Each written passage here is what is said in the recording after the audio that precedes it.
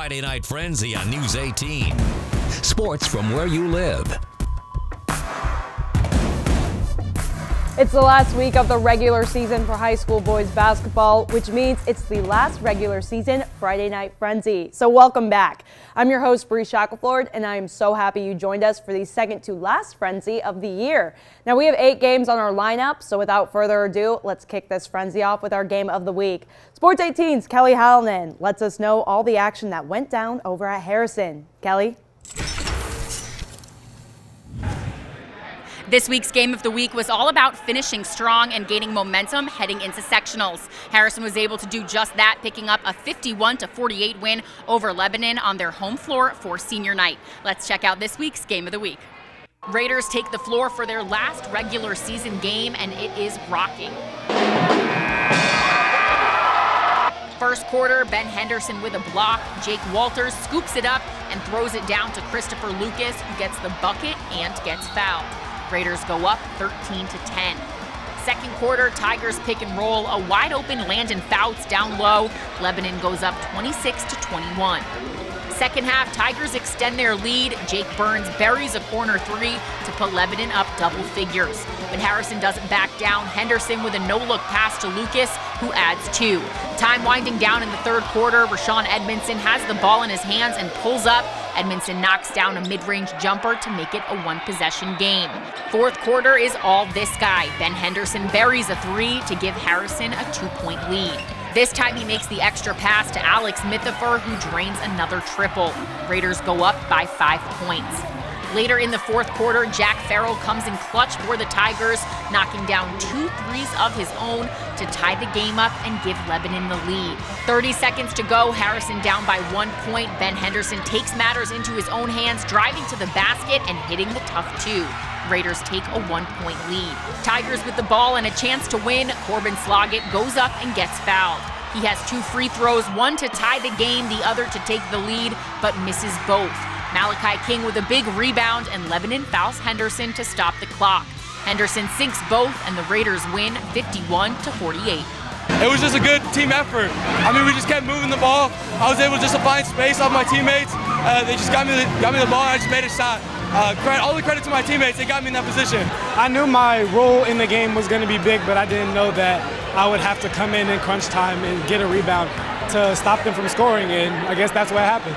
It feels great, honestly, especially being the youngest guy on the team. I'm 15 years old. It's a blessing. That's all I can say. It's a blessing. Next up, the Raiders will take on Lafayette Jeff for the first round of sectional play. Reporting from Harrison, Kelly Hallinan, Sports 18. Thank you, Kelly. You slayed that per usual. Moving on now a bit further from home, we have the Benton Central Bison, who are celebrating senior night and hosting the Logansport Berries. Bison looking for a big W on a very important night, but can they get it? Let's find out. Right out the gate, the Berries are not playing around because Jacob Taylor gets the ball seconds into the game, pulls up from the outside to make quite the statement. But the Bison aren't losing on such a big night, and they make a statement of their own right after with a big 3 coming from Hunter Sissing.